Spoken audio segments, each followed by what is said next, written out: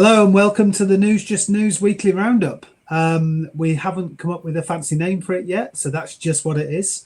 But it's a website. We write lots of news. News is such a hot word. It's what people punch in. We do entertainment news, sports news, gaming news. I'm Simon Wilkes. I'm the host of this YouTube episode and series, and I'm joined again by Lucia and Adam. Hello, Lucia. Hello. And hi, Adam. Hi, everyone. This is our second episode. We sort of split it up into two parts last week, but officially we're going to be doing an episode every week, and we're going to be sort of recapping all the things that we've written about that have caught our eye, all the interesting news angles that we're covering. We do cover lots of serious news on News Just News as well, lots of sport, lots of international news, but by and large this video will be a little bit more light-hearted, a bit of a look at the entertainment side of things that's going on, and we will touch on lots of different angles. So let's kick off, Adam, with the piece that you've written about, which is an old school game. Now you're talking my sort of territory here. We're going to talk about The Sims. It's been sold, and there's been a right hoo-ha about it. Tell me about it. Yeah, I mean, it is an old game, isn't it? Came out in 2000s, very beloved. I think pretty much everyone's heard of it. It's one of them games that just everyone knows. And yeah, I mean, EA's sale, $55 billion sale. I think that was one of the biggest, if not the biggest, gaming sales to a certain Jared Kushner, the son-in-law of Donald Trump, and the Saudi investment fund. So, you know, you've got some players there, and basically, you know, because this is such a beloved game, there is a huge Sims community, and a lot of these players, because of this sale, are just sort of pulling out from the game. So there's this thing called the EA Creator Network, which means they get, you know, early access to some of the games, some of the add-ons, the expansions packs, they're called. And so they can use them for their videos.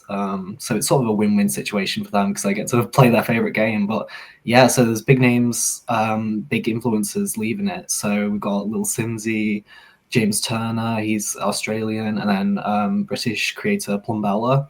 And I've even on my YouTube, I keep seeing all of these, you know, resignation letters coming in. So yeah, what this holds next for The Sims, you know, what's going to happen? You know, is this program going to be wound down? What's their fear then? Is their fear that, because I guess The Sims in its essence has been quite a wholesome, certainly at the start it was a very wholesome game. What, like when I played it, which is a long time ago, it was wholesome. So I guess what is the reasoning? What's their thinking? Why are they all departing? Is it because of the Trump kind of connections and the Saudi connections, or is it their fears of what the game's going to be turned into?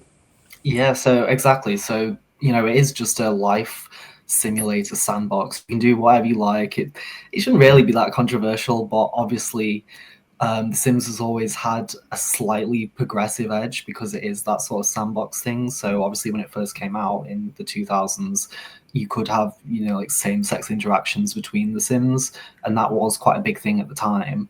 And then ever since then, you know, there's just been additions from like The Sims can, you know, gay marriage in The Sims, and the latest installment, The Sims 4, has a lot of like gender and sexuality customization options. So it is very progressive in that way. And I think the fear definitely is these very, you know, conservative people, the Trump family and the Saudi family, now that they own this game, they might, you know, are they going to keep this progressive stance up?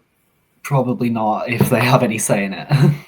Yeah, if you think about how Twitter changed overnight when Elon Musk bought it and made it X, it is quite scary. Lucia, I know this is not a piece you've written, but what are your thoughts on it? Is Sims something that's in your world? Are you aware of it? And let me know what you think. So I used to play with it when I was a lot younger. I think the last one that I played with was probably Sims 2. But I do remember that by then already, like, you could do anything. And it was amazing because you could literally just build a city from nowhere and just create your own characters, create people that you knew in real life in the sim world. And just like, it was amazing. And I know that it has been like developed a lot since then. So like Adam was mentioning, there were a lot of expansions back, and you can literally do anything still. And I think it would be a shame if we lose that component of the game, which made it so like loved among people, which was literally like the not only the fact that you could customize anything, but also the complete like fantasy of it. Like you could do anything on it, and I think it would be a real shame. So I'm hoping that obviously they managed to keep it as similar as possible as it was before. Okay, that's brilliant. Okay, so we're going to move on now to a piece that you've written, Lucia. It's about a bit of a Netflix and a cinematic hit. It's an anime film that's kind of gone big. It's past $100 million at the box office by the sounds of it. So tell us about the piece that you've written this week. Yeah, so Chainsaw Man, obviously a really well-loved anime, really popular in the last 3 or 4 years.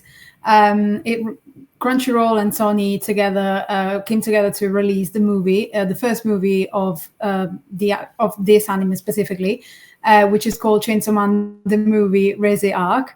And yeah, it surpassed 100 million, which was a huge surprise. And it just testifies how anime movies are becoming more and more popular lately. Just a month ago, Crunchyroll, which is obviously a platform for streaming, and it's an American platform, but they are specialized with Japanese anime and movies, TV shows and movies. And they released another movie, which was Infinity Castle from Demon Slayer, another hugely popular anime. And that was the highest grossing Japanese movie ever. It even surpassed Studio Ghibli movies or Your Name, which was the other one that had the record up until then. It grossed something like over 600 million. It was like a huge amount of money, really. And it's a huge surprise because anime was not really that popular, just not until long ago. Obviously, it always had its own market, but it wasn't that popular. And it's a huge thing that Chainsaw Man reached that amount, those 100 million. I'm sure that it was surpassed now as well. And yeah, it's just one other like amazing thing that's happened in the anime community. Yeah, just talking about the anime community, I can relate to it a little bit because my son is 17 and it's all he watches on Netflix. He just, it's perfect for sort of bingeable series, and he's, trying to get him to come off it or go to sleep. He's always like totally, hooked into it. Adam, is this a world that you're aware of? Are you a big fan of the anime world? I like it because of the visuals and the animation side of it. I'm impressed with anything that's creative. So what's your take on anime? Yeah, it definitely has its own style as well compared to, more, I guess, Western animation as well. You see anime and you know that it's anime. So yeah, I've seen like a couple of series I do love. My favorite anime series is Full Metal Alchemist, Brotherhood, the second edition. But yeah, like it definitely is on the up, and I think animated films in general, it was like earlier this year I did a piece on it as well about Ep.2. That was a Chinese animation film, and that was one of the biggest grossing. So yeah, I think Netflix, it has given us this way to see all of these foreign films that we didn't tend to see in the past in the cinemas, especially horror. So we had Parasite a few years back, the South Korean horror film. So I just think it's so cool that we see all these global films, all of this global creativity as well that we have access to now.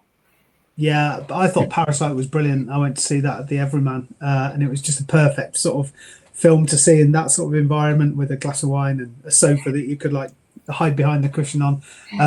And it is brilliant. It's kind of really opened that world, and I think it's great, like you were saying, Lucia, to see how popular it's become as well, because they're an absolutely giant of the business now, aren't they? What are the sort of like anime series would you recommend to anyone that's kind of wanting to get into it, or what are the sort of top ones that you'd recommend? I think it depends on really what your taste is, because I feel like there's anime for literally everything. It has like, because it's such like a big term, it has its own subgenres. So if you're into horror, then obviously you got horror animes. If you're into rom-coms, then you got rom-com anime. Chainsaw Man is one of my favorites because it mixes a bit of everything. It's a horror one, but it's also gory, and it's also kind of like emotional and funny. it has this really like distinctive, like wacky comedy. So that's one that I really like. I also am a big fan of Ranma 1.5. I don't know if you've ever heard of it, but it's a classic. And they also recently released a kind of like a new installment on Netflix, and it's coming out every week. They're on the season 2 now. Obviously, One Piece, it's a classic, but it has over 1,700 episodes, so it would have to be something that you really focus on if you want to get into that. I think that's an interesting point. Like Netflix series now, if you've missed the boat, it's so hard to get back onto it. You know, so many people that when you think about, and not just Netflix series, but if you miss the Game of Thrones boat now, you know, it's so far down. It's such a time commitment to go into it. But they all sound great. Anime is not something that I go to and watch on Netflix. There's other things. I finished House of Guinness now that we talked about. Adam Peaker. Sorry, we talked about that on the first episode, but that was brilliant. That's kind of right in my wheelhouse, and I guess it does. The algorithm just recommends what you like, and you tell it. So yeah, that's really good. We're going to sort of stay in the sort of like in the world of digital, and we're going to talk about YouTube now. Adam, this is another piece that you've written about Phil and Dan, and tell me about the fandom and what's happened. What's the news there then? Yeah, the fandom is going crazy because after so long, this has always been, you know, basically synonymous with Dan and Phil. Has just been, are they together? Are they a couple? And just this month, they have officially said, yes, they are. And they have been the whole time. So, you know, it is crazy news. But they did a whole 45-minute video on it, just going through it. Because obviously all of that speculation, all of the rumors, they had quite a lot of harassment that they talked about in this video as well. You know, and just the pressure of, you know, being in the closet. Because they both came out separately in 2019. So there was all of that pressure from all of your fans basically talking about your relationship, and you're closeted. You know, there was a lot of pressure, and Dan does talk about it, and you know, it just added to it. You know, all of it coming together. But yeah, in their latest podcast, the hard launch with Dan and Phil, so they've launched this afterwards. You know, they were talking about it's just a huge relief off their shoulders to just finally say it, and no more secrets. Yeah, they're together. Just tell me a little bit about them. Like, they're not, you know, why have they got such a big following? It sounds like they've got 13 million followers between them. You know, what is it that makes them so appealing, and what is it that they do that makes them stand out from the crowd? I mean, I would say they're very much, I don't know if legacy is the right word, but this sort of era of maybe a decade or 15 years ago of when the British YouTubers just topped everything. So you had Dan, Phil, Zoe Sugg, her brother Thatcher Joe. It was just, for some reason, British YouTubers were just the top ones. And it was very much that vlog style content, you know, just daily lives, which I feel like you might not see anymore. So that's why I would sort of categorize them as veteran. You know, they've got this massive following, but I don't know if they necessarily work nowadays, because obviously, you know, the algorithm changes, preferences change, but I think it was definitely their personalities, the very, you know, they were very funny, they were very down to earth, and that sort of just real life. I mean, it's quite like The Sims, I guess. Just seeing the real life, that was definitely the appeal of them.